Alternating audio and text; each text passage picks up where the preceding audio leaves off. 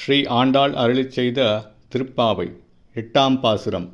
கீழ்வானம் வெள்ளென்றெருமை சிறுவீடு மேய்வான் பரந்தனகான் மிக்குள்ள பிள்ளைகளும் போவான் போகின்றாரை போகாமல் காத்து உன்னை கூவுவான் வந்து நின்றோம்.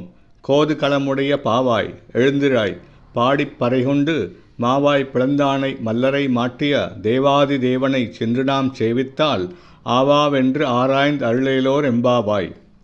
உள்ளத்தில் குதூகலத்தை கொண்ட ஆசை பெண்ணே, கிழக்கே வானம் வெளுத்தது. எருமைகள் பால் சொரியும் முன்னே நுனிப்புள் மேய்வதற்குச் சென்றன. பாவை நோன்பு நோட்க பலரும் சென்றனர். யாத்திரையையே நோக்கமாக கொண்டு செல்லும் மற்றவர்களை போகாமல் தடுத்து நிறுத்தி உன்னை அழைத்துச் செல்லவே இங்கு கூடி வந்திருக்கின்றோம். நீ எழுந்திருப்பாயாக. கண்ணபிரானின் அரும்பெருங்குணங்களை பாடிப்பாடி அவனருளால் பறையை பெற்று வணங்குவோம். குதிரை வடிவில் வந்த கேசி என்னும் அசுரனின் வாயைப் பிளந்து மல்லர்களை அழித்தான். அப்படிப்பட்ட தேவர்களுக்கெல்லாம் தலைவனான எம்பெருமான் ஸ்ரீமான் நாராயணனிடம் நாம் சென்று சேவிப்போமானால் ஆ என்று மகிழ்ந்து நம் குறைகளை எல்லாம் ஆராய்ந்து நம் மீது இரக்கம் கொண்டு அருள் புரிவான். ஸ்ரீ ஆண்டாள் திவ்ய திருவடிகளே சரணம்.